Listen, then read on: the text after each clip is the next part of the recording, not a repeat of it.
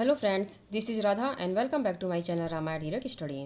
Friends, आज की इस वीडियो में हम मौलिक अधिकार मीन्स की फंडामेंटल राइट्स को डिस्कस करने वाले हैं। ये पॉलिटी का बहुत ही ज़्यादा इंपॉर्टेंट चैप्टर है फ्रेंड्स, और इस टॉपिक से 2 से 3 क्वेश्चंस आपके एग्ज़ाम में ज़रूर पूछे जाते हैं। तो फ्रेंड्स, आपको ये बता दें कि ये जो वीडियो है हमने डिटेल में बनाया है, मीन्स कि जितने भी टॉपिक हैं सारे को ही हमने डिटेल में एक्सप्लेन किया है। तो चलिए शुरू करते हैं। फ्रेंड्स, सबसे पहले जान लेते हैं कि फंडामेंटल राइट्स क्या होते हैं।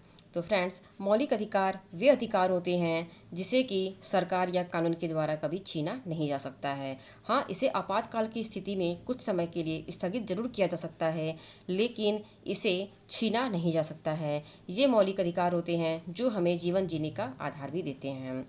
फ्रेंड्स, ये भी जान लेते हैं कि मौलिक अधिकार को कहाँ के संविधान से लिया गया है। काफ़ी बार एग्जाम में पूछा गया है। तो मौलिक अधिकार को संयुक्त राज्य अमेरिका से लिया गया है। संयुक्त राज्य अमेरिका के संविधान से मौलिक अधिकार को लिया गया है। बहुत ही ज़्यादा इम्पोर्टेंट है। मौलिक अधिकार का जो वर्णन है वो किस भाग में है, तो यह भाग 3 में वर्णित है। जो मौलिक अधिकार है यह भाग 3 में वर्णित है और अनुच्छेद 12 से 35 तक में है। ठीक है। और नेक्स्ट है, मौलिक अधिकार को भारतीय संविधान का मैग्ना कार्टा भी कहा जाता है। फ्रेंड्स, जो अधिकार हमें जीवन जीने का अधिकार देते हैं उसे मैग्ना कार्टा कहा जाता है, और इसलिए भारतीय मौलिक अधिकार को मैग्ना कार्टा भी कहा गया है, जिसे कि भारतीय संविधान का मैग्ना कार्टा कहा जाता है। काफ़ी बार एग्जाम में पूछा गया है, ये पॉइंट भी आपको याद रखने हैं। फ्रेंड्स, हमारे मूल संविधान में 7 प्रकार के मौलिक अधिकार थे। कितने अधिकार थे? स्टार्टिंग में हमारे संविधान में 7 प्रकार के मौलिक अधिकार थे, जिनमें से कि एक अधिकार जो कि संपत्ति का अधिकार है, इसे हटा दिया गया है। इसे कब हटाया गया है, तो इसको जानते हैं।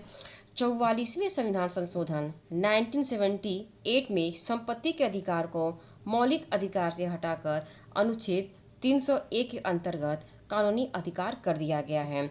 बहुत ही ज़्यादा इम्पॉर्टेंट है, क्योंकि कभी कभी एग्जाम में पूछा जाता है कि निम्न में से कौन सा मौलिक अधिकार है, तो उसमें ऑप्शन में आपका संपत्ति का अधिकार भी रहता है। तो इसे आपको टिक नहीं करना है, क्योंकि ये कानूनी अधिकार में आ गया है। ये पॉइंट आपको याद रखने हैं। किस संविधान संशोधन के तहत? तो 44वें संविधान संशोधन के तहत 1978 में। और इसे कानूनी अधिकार में कब किया गया है, मतलब किस अनुच्छेद में किया गया है? तो अनुच्छेद 300A, आर्टिकल 300A। ये पॉइंट भी आपको याद रखने हैं। चलिए देखते हैं फ्रेंड्स, वर्तमान में जो कि प्रेजेंट टाइम में हमारे जो 6 मौलिक अधिकार हैं, ये है, पहला है समता या समानता का अधिकार, जो कि आर्टिकल 14 से 18 तक है, अनुच्छेद 14 से 18 तक है। दूसरा है स्वतंत्रता का अधिकार, अनुच्छेद 19 से 22 तक है। और तीसरा है शोषण के विरुद्ध अधिकार, जो कि 23 से 24 तक है। और चौथा है धार्मिक स्वतंत्रता का अधिकार, जो कि अनुच्छेद 25 से 28 तक है। और पांचवा है संस्कृति और शिक्षा संबंधी अधिकार, जो कि अनुच्छेद 29 से 30 तक में है। और लास्ट है, जो छठा है, संवैधानिक उपचारों का अधिकार, जो कि अनुच्छेद 32 में है। आइए इसी डिटेल में पढ़ते हैं, डिटेल में जानते हैं। पहला है समानता का अधिकार, अनुच्छेद 14 से 18। जो अनुच्छेद 14 में क्या कहा गया है, चलिए इसको जानते हैं। कि अनुच्छेद 14 जो कि विधि के समक्ष समानता है, मीन्स कि इसमें जो कानून है वो सभी को एक बराबर मानता है, अनुच्छेद 14 में कहा गया है। इसका अर्थ यह है कि कानून के सामने सब एक समान हैं, तथा राज्य सभी व्यक्तियों के लिए एक समान कानून बनाएगा तथा उन पर एक समान कानून भी लागू करेगा। मीन्स कि किसी के साथ वो भेदभाव नहीं करेगा कानून लागू करने में। तो ये किस में कहा गया है? तो ये अनुच्छेद 14 में कहा गया है, जो कि विधि के समक्ष समानता है। बहुत ही बार एग्जाम में पूछा गया है, इसलिए इसे आपको याद रखने हैं। नेक्स्ट है अनुच्छेद 15, जिसमें कि आपको बताया गया है कि धर्म, जाति, लिंग या जन्म स्थान के आधार पर भेदभाव पर निषेध, मतलब कि राज्य के द्वारा धर्म, जाति, लिंग या जन्म स्थान के आधार पर नागरिकों के प्रति जीवन के किसी भी क्षेत्र में भेदभाव नहीं किया जा सकता है। मीन्स किसी भी नागरिक के साथ हमें या कानून के द्वारा धर्म, जाति, लिंग के आधार पर कोई भी भेदभाव नहीं किया जाएगा। ये किस अनुच्छेद में कहा गया है? तो ये कहा गया है अनुच्छेद 15, आर्टिकल 15। आइए जानते हैं कि अनुच्छेद 16 क्या कहता है। तो अनुच्छेद 16 में मीन्स कि आर्टिकल 16 है, जो कि लोक नियोजन के विषय में अवसर की समानता को देता है। इस अनुच्छेद के अंतर्गत लोक नियोजन से संबंधित सभी विषयों में सभी नागरिकों के लिए अवसर की समानता होगी। किसमें कहा गया है? तो ये अनुच्छेद 16 में कहा गया है। सारे ही अनुच्छेद फ्रेंड्स बहुत ही ज़्यादा इम्पोर्टेंट है और एग्ज़ाम में पूछे जाते हैं, इसलिए आपको सारे ही पॉइंट को अच्छे से लर्न करने हैं। आज के इस वीडियो का पीडीएफ आप हमारे डिस्क्रिप्शन बॉक्स से डाउनलोड भी कर सकते हैं। आइए जानते हैं अनुच्छेद 17 क्या कहता है, जो कि अस्पृश्यता का अंत करता है। जो अनुच्छेद 17 है, आर्टिकल 17 है, ये अस्पृश्यता का अंत करता है। इसमें क्या कहा गया है कि इसके अंतर्गत अस्पृश्यता एक दंडनीय अपराध घोषित किया गया है। आप किसी के धर्म, जाति, रंग के आधार पर उसे छुआछूत का भेदभाव नहीं कर सकते हैं और यह एक प्रकार का दंडनीय अपराध है। किसमें कहा गया है? तो आर्टिकल 17 में कहा गया है, जिसमें कि अस्पृश्यता को अंत कर दिया गया है, भेदभाव को खत्म कर दिया गया है। अगर कोई ऐसा करता है तो उसके लिए एक दंड का भी प्रावधान है। नेक्स्ट है अनुच्छेद 18। अनुच्छेद 18 फ्रेंड्स उपाधियों के अंत से संबंधित है। ये भी काफ़ी बार एग्जाम में पूछे गए हैं। इसके अंतर्गत उपाधियों को समाप्त कर दिया गया है। अब भारत का कोई भी नागरिक अपने नाम के पहले कोई भी उपाधि नहीं लगा सकता है। जैसे कि एग्जाम्पल के रूप में देखते हैं कि स्वतंत्रता से पूर्व कुछ उपाधियाँ थी, जैसे कि महाराजा, सुल्तान, बादशाह, राय बहादुर, इस तरह की जो सभी समाप्त उपाधियाँ थी उन्हें समाप्त कर दिया गया है। जैसे कि महाराजा राणा प्रताप, सुल्तान, किसी भी नाम के आगे सुल्तान लगाया जाता था, बादशाह अकबर, तो ये जो उपाधियाँ थी इसे समाप्त कर दिया गया है। किसके तहत? अनुच्छेद 18 के तहत उपाधियों का अंत कर दिया गया है। राष्ट्रीय पुरस्कार जैसे कि भारत रत्न, पद्म विभूषण आदि लिए जा सकते हैं, पर इन्हें आप उपाधि के रूप में प्रयोग नहीं कर सकते हैं। मीन्स कि इन सारे अवार्ड्स को, पुरस्कार को हम ले सकते हैं, बट ये जो पुरस्कार हैं इसको हम अपने नाम के आगे नहीं लगा सकते हैं, ऐसा प्रावधान हो गया है। अगला है हमारा स्वतंत्रता का अधिकार, जो कि अनुच्छेद 19 से 22 तक है। आइए जानते हैं। अनुच्छेद 19 के अंतर्गत वर्तमान समय में हमें कुल 6 स्वतंत्रता के अधिकार दिए गए हैं, पर मूल संविधान में 7 तरह की स्वतंत्रता का उल्लेख था। जैसा कि हमने आपको बताया कि मूल संविधान में 7 प्रकार की स्वतंत्रता थी, 7 प्रकार के मौलिक अधिकार थे, जिनमें से कि संपत्ति के अधिकार को हटा दिया गया है। तो इसमें है 19A, जो कि अनुच्छेद 19 का ए है, इसमें है बोलने की स्वतंत्रता का अधिकार है। 19B में सभा करने की स्वतंत्रता है। 19C में संगठन बनाने की स्वतंत्रता है। 19D में देश में कहीं पर भी आवागमन करने की स्वतंत्रता है और 19E में किसी भी क्षेत्र में निवास करने और बसने की स्वतंत्रता है। और 19F में संपत्ति का अधिकार था, जिसे कि हटा दिया गया है 44वें संविधान संशोधन के द्वारा। 1978 में इसे हटा दिया गया है, आपको याद रखने हैं। और लास्ट है व्यापार करने की स्वतंत्रता। मीन्स कि हम ये भारत के नागरिक कहीं पर भी व्यापार कर सकते हैं, कोई सा भी व्यापार कर सकते हैं। ये सारी स्वतंत्रता हमें दी गई है स्वतंत्रता के अधिकार के अंतर्गत अनुच्छेद 19 से 22 में। तो ये जो भी जितने भी स्वतंत्रता है ये अनुच्छेद 19 का है। आगे बढ़ते हैं। अनुच्छेद 20। अनुच्छेद 20 में फ्रेंड्स दो सिद्धि के संबंध में संरक्षण की स्वतंत्रता है। इसके अंतर्गत 3 प्रकार की स्वतंत्रता का वर्णन है। इसमें एक अपराध के लिए एक ही सज़ा दी जा सकती है, ऐसा प्रावधान किया गया है। मीन्स अगर कोई व्यक्ति एक अपराध करता है तो उसे मल्टी टाइप के पनिशमेंट नहीं दिए जा सकते। मीन्स कि उसे कई प्रकार की सज़ा नहीं दी जा सकती, उसे एक अपराध के लिए सिर्फ एक ही प्रकार की सज़ा दी जा सकती है। अपराध करते समय जो कानून बना है उसी के तहत सज़ा दी जाएगी, किसी और प्रकार की सज़ा नहीं दी जाएगी। मीन्स कि अगर बाद में कोई चेंजेस होता है तो वो जो अपराध जब कर रहा था उस समय जो कानून था उसी के अकॉर्डिंग उसे सज़ा दी जाएगी और खुद के खिलाफ गवाही देने के लिए उसे बाध्य नहीं किया जा सकता है। ये किस में कहा गया है? तो ये आर्टिकल 20 में कहा गया है। ये पॉइंट बहुत ही ज़्यादा इम्पॉर्टेंट है और ये तो कई बार एग्जाम में रिपीटेड है, ये पॉइंट भी आपको याद रखने हैं। अनुच्छेद 21 में कहा गया है कि प्राण एवं दैहिक की स्वतंत्रता।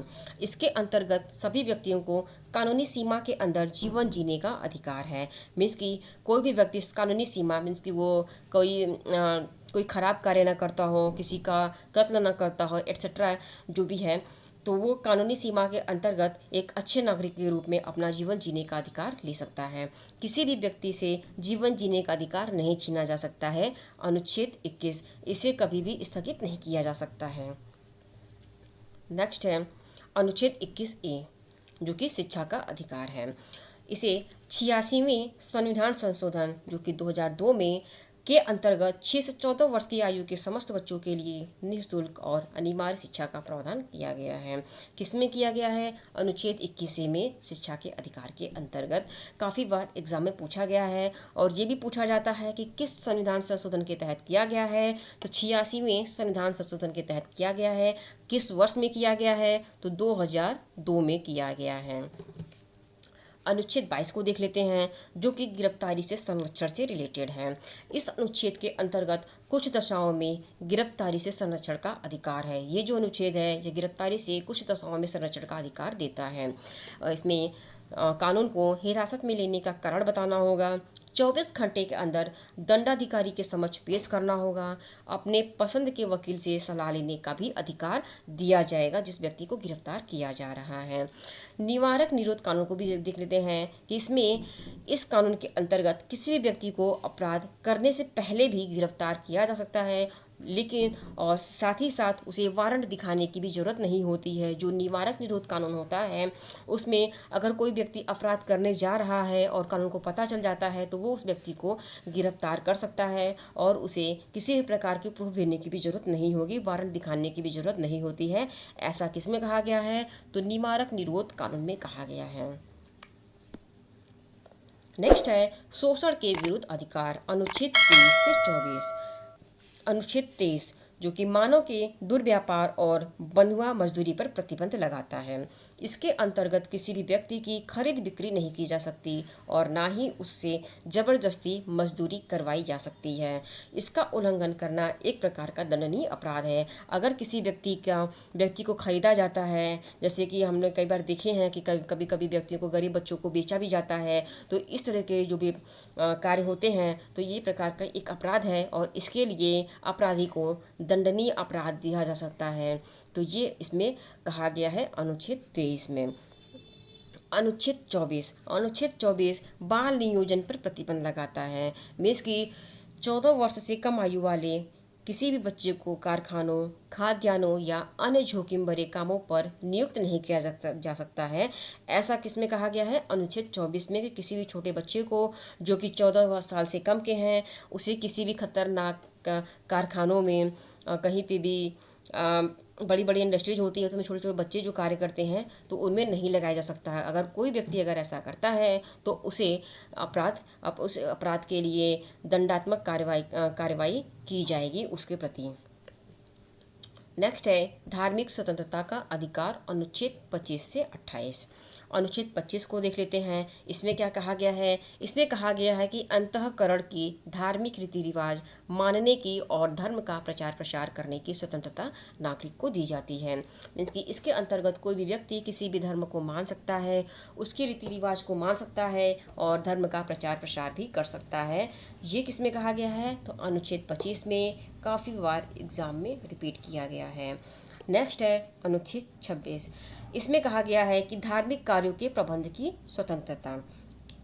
इसके अंतर्गत कोई भी व्यक्ति अपने धर्म के लिए संस्थाओं की स्थापना, कानूनी रूप से धार्मिक संपत्ति का अर्जन, स्वामित्व व प्रशासन करने का अधिकार है। मीन्स कि इसमें कोई भी व्यक्ति अपने धार्मिक संस्थाओं की स्थापना कर सकता है और उसका प्रशासन भी कर सकता है। ये जो स्वतंत्रता है मिलती है ये अनुच्छेद 26 के तहत मिलती है।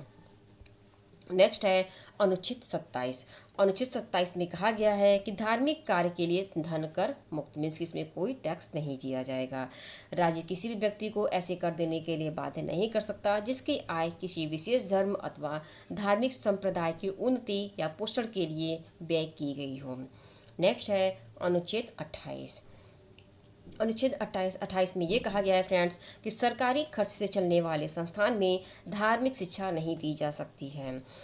इसके अंतर्गत सरकारी खर्च से चलने वाले किसी भी शिक्षण संस्थान में कोई धार्मिक शिक्षा नहीं दी जाएगी। ऐसे शिक्षण संस्थान में विद्यार्थियों को किसी भी धार्मिक अनुष्ठान में भाग लेने के लिए या उसे धर्म उपदेश को सुनने के लिए बाध्य नहीं किया जा सकता। मीन्स कि वह अपने मन के धर्म को चुनने के लिए स्वतंत्र है। उसे किसी के द्वारा उसे प्रेशर करके, उसे बाध्य करके किसी भी धर्म को एक्सेप्ट करने के लिए या उसके बारे में सुनने के लिए बाध्य नहीं किया जा सकता है। ये जो स्वतंत्रता मिलती है ये हमें अनुच्छेद 28 के तहत मिलती है, आर्टिकल 28।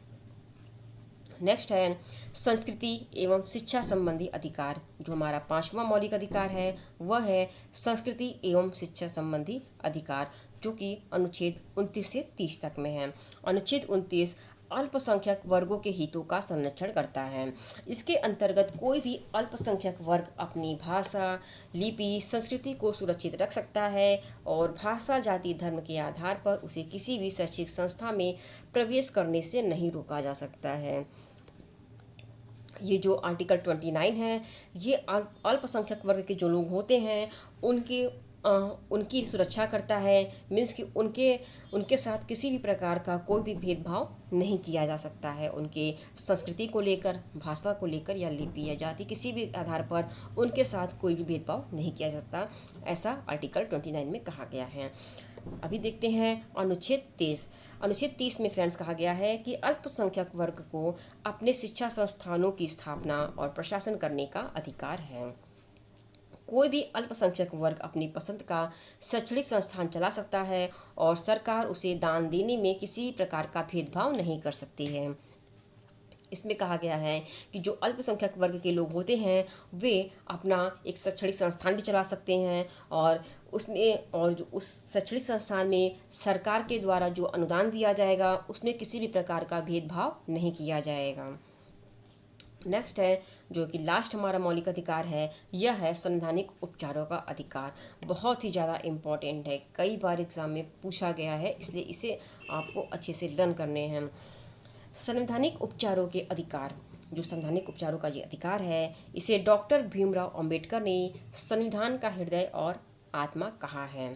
फ्रेंड्स, ये कई बार एग्जाम में पूछा गया है कि संवैधानिक उपचारों के अधिकार को हृदय और आत्मा किसने कहा, संविधान का हृदय और आत्मा किसने कहा है, तो ये कहा गया है डॉक्टर भीमराव अंबेडकर के द्वारा। ये पॉइंट आपको याद रखने हैं, बहुत ही ज़्यादा इम्पोर्टेंट है। इसे मूल अधिकारों का संरक्षक भी कहा जाता है, क्योंकि अगर आपके मौलिक अधिकारों का हनन होता है तो आप सीधा सुप्रीम कोर्ट जा सकते हैं। अगर किसी भी व्यक्ति के साथ कोई दुर्व्यवहार करता है, मीन्स कि उसके अधिकारों का दुर्व्यवहार करता है, उसका अधिकारों का हनन करता है, तो वो जो व्यक्ति है, जो पीड़ित व्यक्ति है, वो सुप्रीम कोर्ट में जाकर अपने संरक्षण के लिए अप्लाई कर सकता है। तो ये किस में कहा गया है, तो ये संवैधानिक उपचारों के अधिकार में कहा गया है और इसीलिए डॉक्टर भीमराव अंबेडकर ने संविधान का हृदय और आत्मा कहा है किसे, संवैधानिक उपचारों के अधिकार को। सुप्रीम कोर्ट व्यक्ति के मूल अधिकारों को सुरक्षित करने के लिए 5 प्रकार के रीट भी जारी करता है। कितने प्रकार के रीट जारी करता है, 5 प्रकार के। ये भी काफ़ी ज़्यादा इंपॉर्टेंट है फ्रेंड्स, आपके सभी एग्जाम में कई बार रिपीटेड हैं, इसको भी आपको अच्छे से देख लेने हैं कि ये जो रीट होते हैं कितने प्रकार के होते हैं, तो ये 5 प्रकार के होते हैं। पहला है बंदी प्रत्यक्षीकरण, दूसरा है परमादेश, तीसरा है अधिकार परीक्षा, चौथा है प्रतिषेध और 5वां है उत्प्रेषण। आइए डिटेल में इसको जानते हैं। बंदी प्रत्यक्षीकरण। बंदी प्रत्यक्षीकरण में जब किसी व्यक्ति को लगता है कि उसे अवैध रूप से जेल में रखा गया है, तब सुप्रीम कोर्ट हिरासत में लेने वाले अधिकारी को आदेश देता है कि वह जेल में रखे गए व्यक्ति को निश्चित स्थान और निश्चित समय के अंदर उपस्थित करे, अन्यथा हिरासत में लेने वाले अधिकारी पर कार्रवाई होगी। ये क्या है, ये बंदी प्रत्यक्षीकरण का अधिकार है, जिससे कि रेट भी है, जो कि सुप्रीम कोर्ट के द्वारा दिया गया है। नेक्स्ट है परमादेश। जब कोई सरकारी अधिकारी अपने सार्वजनिक कर्तव्य का निर्वाह नहीं करता है, तब सुप्रीम कोर्ट उस पर रीट जारी कर सकता है और उसे अपने कर्तव्य का पालन करने का आदेश जारी करता है, अन्यथा उस पर सख्त कार्रवाई की जा सकती है। जैसे कोई गवर्नमेंट एम्प्लॉय है और वो अपने जो कर्तव्य है, जो उसका ड्यूटी है, वो उसको अच्छे से प्ले नहीं करता है, मीन्स कि जो उसका कार्य है उसके लिए वो घूस लेता है तो अगर किसी को पता चलता है तो जो सरकारी अधिकारी है उस पे सुप्रीम कोर्ट एक रिट जारी कर सकता है और उसे परमादेश कहा जा सकता है, और उस जो अधिकारी के प्रति उस पर सख्त कार्रवाई भी की जाएगी कि अगर किसी ने कंप्लेंट कर दिया कि वो घूस लेता है किसी भी कार्य के लिए, किसी का कार्य को अच्छे से करता नहीं है, तो उस पर परमादेश का रिट जारी किया जा सकता है। नेक्स्ट है अधिकार परीक्षा। यह रिट तब जारी किया जाता है जब कोई व्यक्ति गैर कानूनी तरीके से कोई भी गैर सरकारी पद प्राप्त कर लेता है। जैसा कि हम सभी जानते हैं कि अभी बहुत लोग होते हैं कि घूस दे के अपने गवर्नमेंट जॉब को पा लेते हैं, तो इस तरह का जब कभी कोई केस आता है तो उसके लिए अधिकार परीक्षा का रिट जारी किया जाता है। प्रतिषेध। यह आदेश सर्वोच्च न्यायालय तथा उच्च न्यायालय द्वारा निम्न न्यायालय को जारी किया जाता है और यह आदेश दिया जाता है कि इस मामले में अपने यहाँ कार्रवाई न करें क्योंकि यह मामला उनके अधिकार क्षेत्र के बाहर है। यह प्रतिषेध रीट के अंतर्गत आता है। और लास्ट है उत्प्रेषण। इसके अंतर्गत अधीनस्थ न्यायालय जहां पर मुकदमा चला रहा है उससे वरिष्ठ न्यायालय उसे आदेश दे सकता है कि उस मुकदमा को तुरंत लंबित करके वरिष्ठ न्यायालय के पास भेज दें, ऐसा उत्प्रेषण में कहा जाता है। फ्रेंड्स, ये रहे सारे आपके मौलिक अधिकार और आपके सुप्रीम कोर्ट के द्वारा जारी किए गए रेट। बहुत ही ज़्यादा इम्पोर्टेंट है फ्रेंड्स। प्लीज़ कमेंट बॉक्स में ज़रूर बताइएगा कि आज का ये वीडियो आपको कैसा लगा। आज के लिए बस इतना ही, मिलते हैं अगले वीडियो में। वीडियो अगर अच्छी लगी हो तो चैनल को सब्सक्राइब कर दीजिए, लाइक और शेयर कर दीजिए। Thank you.